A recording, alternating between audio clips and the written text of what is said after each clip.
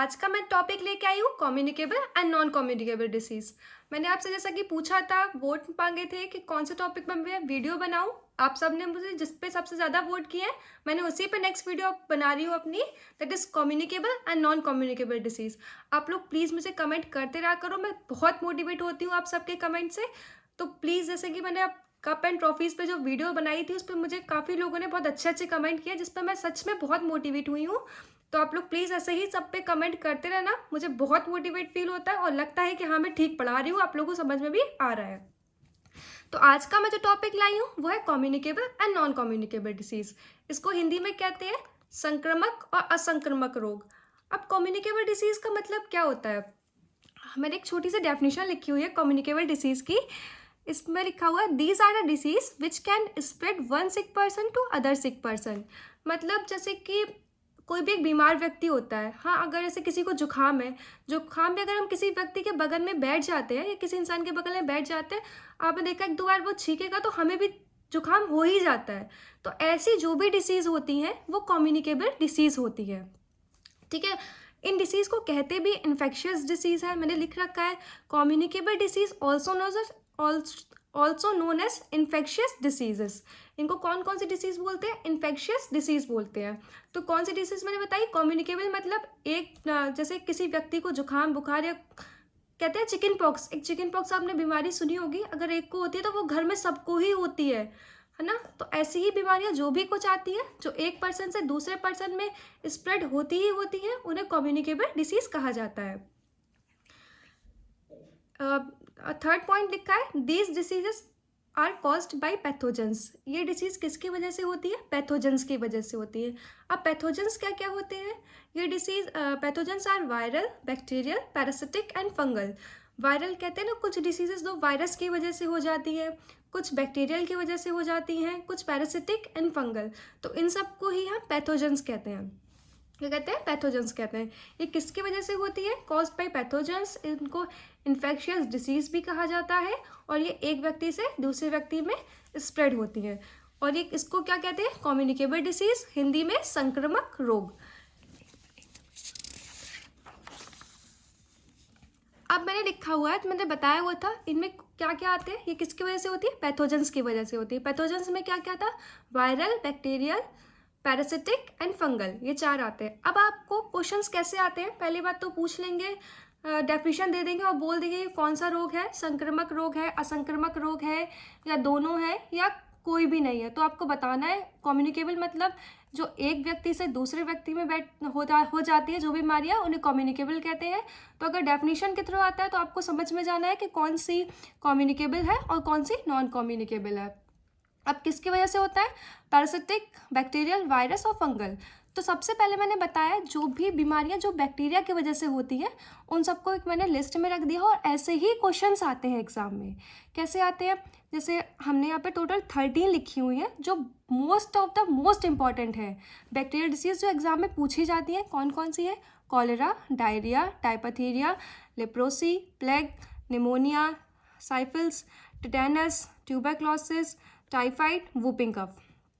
ठीक है, तो ये बीमारियां हैं। पहले तो आपको ये जो भी डिसीजेस हैं उनको आपको लर्न करना पड़ेगा कि कौन सी ऐसी डिसीज़ है जो बैक्टीरियल के उसमें आ रही हैं, कौन सी ऐसी है जो वायरस, कौन सी ऐसी डिसीज़ है जो फंगल में, और कौन सी ऐसी डिसीज़ है जो पैरासिटिक में आ रही है। ठीक है, अब एक डिसीज़ है कॉलेरा। कॉलेरा डिसीज़ ये जो है इसे वाटर बॉर्न डिसीज़ कहते हैं। कौन सी डिसीज़? Water borne disease. एक किसकी वजह से होती है? एक बैक्टीरिया होता है जिसका नाम होता है विब्रो कॉलराई, उसकी वजह से ये डिसीज़ हो जाती है। तो इसमें क्वेश्चन पूछा जाता है, जैसे आपको डिसीज़ दे देंगे और पूछेंगे इसमें से कौन सी डिसीज़ है जो वाटर बॉर्न डिसीज़ है। जैसे मैंने एग्जाम्पल क्वेश्चन लिख दिया, विच ऑफ डिसीज, जैसे मैंने ये चार लिखे हुए हैं डिसीज़, ठीक है, कॉलरा, डायरिया, डायपथीरिया, लेप्रोसी। अब इसमें से पूछ रहा कौन सी ऐसी डिसीज़ है जो वाटर बॉर्न डिसीज़ है, तो कौन सी है? कॉलरा है। ठीक है, तो ऐसे ही आपको बताना होगा कि कौन सी ऐसी डिसीज़ है जो बैक्टीरियल डिसीज़ है। तो ये सारी हैं 13, और वाटर बॉर्न ये है, और कौन से बैक्टीरिया मतलब कौन से बैक्टीरिया से ये होती है कॉलरा, तो विब्रो कॉलराई। ये मोस्ट इंपॉर्टेंट है, याद रखना किस बैक्टीरिया की वजह से होती है? विब्रो कॉलराई। ठीक है, डायरिया, डायपथीरिया, ये सब तो बैक्टीरियल है। लिप्रोसी को पूछा जाता है कि लिप्रोसी को कौन सी डिसीज़ बोलते हैं, ऑल्सो नोन एज, तो इसे हैंसन डिसीज़ बोलते हैं। ये जो भी मैंने लिखा हुआ है, इसे कॉलरा है, वाटर बॉर्न लिखा है, इसमें किसकी वजह से होती है, तो ये सब तो आप लोग मोस्ट इंपॉर्टेंट याद ही रखना है ना। जैसे कॉलरा है, ये वाटर बॉर्न डिसीज़ है, किस बैक्टीरिया की वजह से होती है, तो विब्रो कॉलराई। डायरिया, डायपेथिया, लिप्रोसी को कौन सी डिसीज़ कहते हैं, हैंसन डिसीज़ कहते हैं। कौन सी कहते हैं, हैंसन डिसीज़ कहते हैं किसको, लेप्रोसी को। प्लेग, निमोनिया, साइफिल्स, टेटनस को बोला जाता है ताले जबड़े का जोड़, ताला जबड़ा, लॉक जॉ बोलते हैं इसको इंग्लिश में लॉक जॉ बोलते हैं और हिंदी में ताला जबड़े का डिसीज़ बोलते हैं, ऐसा ही कुछ बोलते हैं। नेक्स्ट है ट्यूबरक्लोसिस, थर्ड है नेक्स्ट है टाइफाइड को भी वाटर बॉर्न डिसीज़ बोला जाता है, याद रखिएगा। और लास्ट है इसकी वूपिंग कफ। तो कितनी डिसीजेस पढ़ी हमने, 3, 3, 6, 3, 9, 10, 11, टोटल 11 डिसीजेस पढ़ी है। 11 डिसीज़ में जो मोस्ट इंपॉर्टेंट थी, जैसे कॉलरा, वाटर बॉर्न डिसीज़ किस बैक्टीरिया की वजह से, तो विब्रो कॉलराई। लेप्रोसी को कौन सी डिसीज़ बोलते हैं, तो हैंसन डिसीज़ बोलते हैं। टेटनस को कौन सी डिसीज़ क्या बोलते हैं, और तो लॉक जो ताला जबड़े का हिंदी में बोला जाता है इसको टाइफाइड, ये भी आपकी वाटर बॉर्न डिसीज़ है। तो ठीक है, आप लोग पहले तो क्या करोगे, कैसे लर्न करोगे, पहले तो 2-2 या फिर 5-5 कर लेना कि हाँ पहले तो ये जो डिसीज़ है कम्युनिकेबल डिसीज़ किस वजह से होती हैं, पैथोजेंस में भी क्या क्या, बैक्टीरिया, वायरल, पैरासिटिक, फंगल, और उसमें भी बैक्टीरियल में कौन कौन सी डिसीज़ेस आती हैं, तो ये 11 है, याद रखना। इन 11 से ज़्यादा मोस्टली नहीं पूछी जाएंगी, इन्हीं में से क्वेश्चंस आएंगे और यही सब आएंगे कि कौन सी वाटर बॉर्न है, किसको क्या कहा जाता है, ऐसे ही क्वेश्चंस आते हैं अब, ठीक है।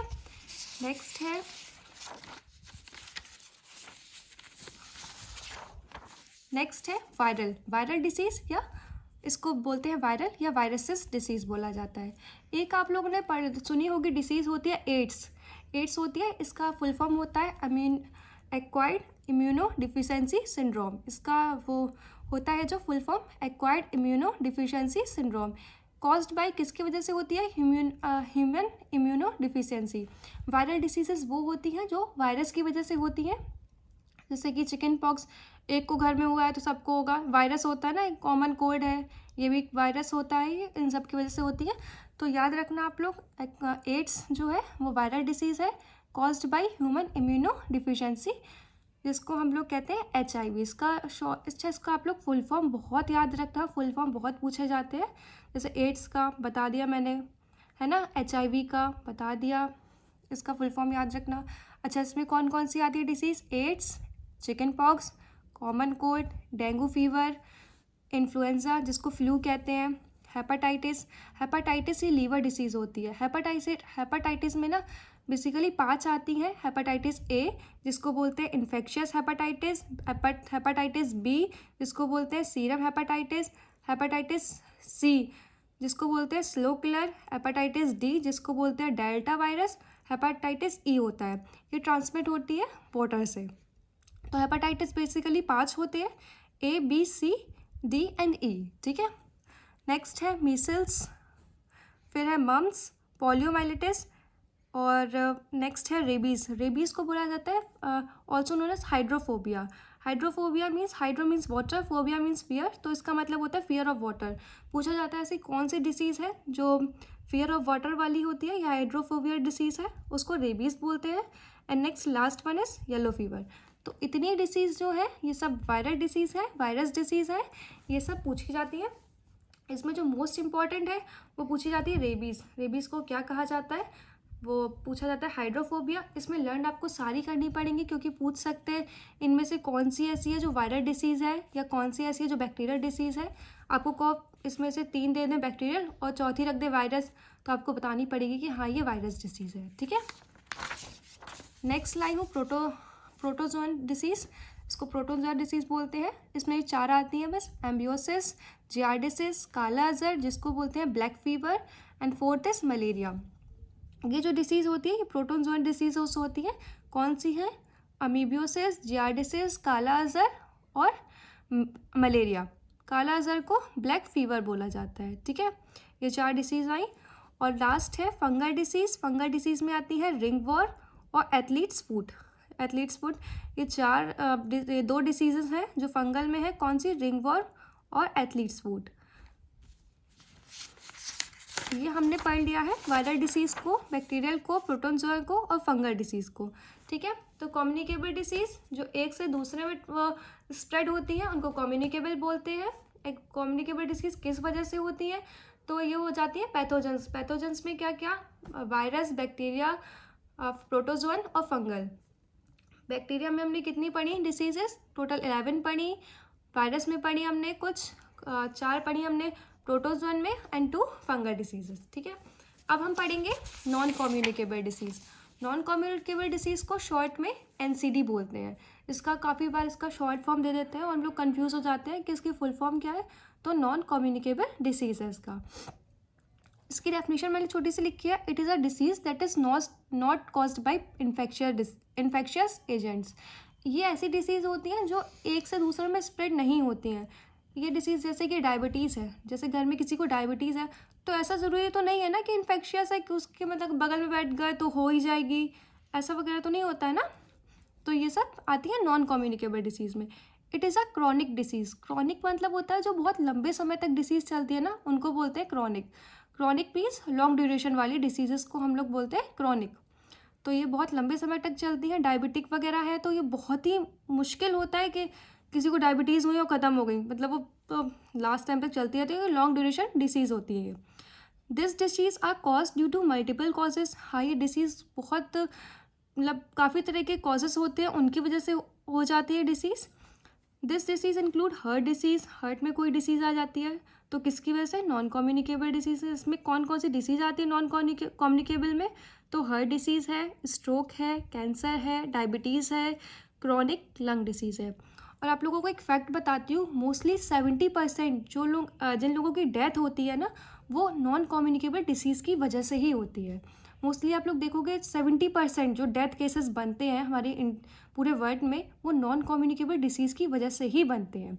अब डायबिटीज़ है, ठीक होती है ना, किसी की डायबिटीज़ बहुत बढ़ जाती है, या किसी का कहते हैं हार्ट डिसीज़ में हार्ट अटैक वगैरह आ गया है ना, तो किसकी वजह से, नॉन कम्युनिकेबल डिसीज़ है ये। ऐसा तो नहीं है ना कि कॉमन कोल्ड वगैरह की तरह के एक जुकाम हो गया और कल ख़त्म हो जाएगा, ऐसा तो नहीं ना। इनकी वजह से आप लोग याद रखना कि 70% केसेस जो होते हैं डेथ के, वो नॉन कम्युनिकेबल डिसीज़ की वजह से ही होते हैं। अब इसमें क्या क्या आता है, ये बेसिकली 4 टाइप्स की होती हैं। नॉन कम्युनिकेबल डिसीज़ कितने टाइप की होती हैं, ये 4 टाइप की होती हैं। मैंने देखो यहाँ पे शॉर्ट फॉर्म लिखा है, याद रखना, नॉन कम्युनिकेबल डिसीज़ है ये। ठीक है, there are 4 types of non communicable disease, that is cardiovascular disease, cancer, chronic respiratory disease and diabetes. ठीक है, कार्डियोवास्कुलर मतलब होता है हार्ट से जितनी भी रिलेटेड डिसीज़ हैं। कार्डियोवास्कुलर तो मतलब ही होता है हार्ट से। कार्डियक को हम लोग बायोलॉजिकल टर्म्स में हार्ट बोलते हैं। ठीक है, तो कार्डियोवास्कुलर जितनी भी डिसीज़ आती है ये हार्ट से रिलेटेड होती है। मैंने लिखा भी हुआ है यहाँ पर, हार्ट अटैक, स्ट्रोक वगैरह, ये जितनी भी डिसीज़ है हार्ट से रिलेटेड होती है। कैंसर आप लोगों को पता ही है। क्रॉनिक रेस्पिरेटरी डिसीज़, ये अस्थमा वगैरह। रेस्पिरेशन मतलब क्या, सांस लेना है ना, मेन तो वही होता है ना, ब्रीथ वगैरह करना, तो ये अस्थमा लोगों को हो जाता है ना, अस्थमा, तो उससे रिलेटेड डिसीज़ है। और 4th है डायबिटीज़। तो ये जितनी भी डिसीज़ेस हैं ये सब है नॉन कम्युनिकेबल डिसीज़। तो हमने आपका जो टॉपिक था, आपको जो चाहिए था, आप लोगों ने वोट किया सबसे ज़्यादा कम्युनिकेबल या नॉन कम्युनिकेबल डिसीज़ पे, तो मैंने आज ये वीडियो कंप्लीट कर दी है। आई होप आप सब लोगों को ये पसंद आ रहा हो और आप लोग इसे लाइक भी करोगे। और नेक्स्ट वीडियो मैं अपलोड करूँगी कंपोनेंट्स ऑफ फूड पर, क्योंकि मेरे पास बहुत कमेंट्स आ रहे हैं उस पर कि ma'am please upload this video too, तो मैं वो भी वीडियो वो नेक्स्ट अपलोड करूँगी। तो आप लोग प्लीज़ इसको रिवाइज करना, अच्छे से लर्न करना, और अगर लर्न करने में कोई भी प्रॉब्लम हो ना तो बता देना, तो मैं इन सब की शॉर्ट ट्रिक भी दे दूँगी आपको कि बैक्टीरियल डिसीज़ की कैसे लर्न करो, क्योंकि ये मैं समझ रही हूँ बहुत ज़्यादा है, तो मैं भी इसका कुछ शॉर्ट ट्रिक बना लेती हूँ। तो आपको अगर कोई प्रॉब्लम हो तो बताना, मैं इसकी शॉर्ट ट्रिक वगैरह दे दूँगी। और नेक्स्ट मंडे से मैं एजुकेशनल यूट्यूबर पे क्वेश्चंस भी डालना शुरू करूँगी। किसके, कप्स और ट्रॉफीज़ के। मैंने बोला था आप लोग अच्छे से पढ़ लेना, क्योंकि मैं क्वेश्चंस भी डालूँगी एजुकेशनल यूट्यूबर इंस्टाग्राम पे, तो आप लोग वो करो, मुझे फॉलो करो वहाँ पर, और कोई भी डाउट हो तो कमेंट करो, और इंस्टाग्राम पेज पे मुझे फॉलो भी करो। ओके, और ये बोल रही थी आप लोगों से कि आप लोगों को अगर कोई भी प्रॉब्लम आ रही हो किसी भी टॉपिक से रिलेटेड, मैं सोच रही हूँ उसके बाद मैं नेक्स्ट टॉपिक लेती हूँ एनाटॉमी एंड फिजियोलॉजी का।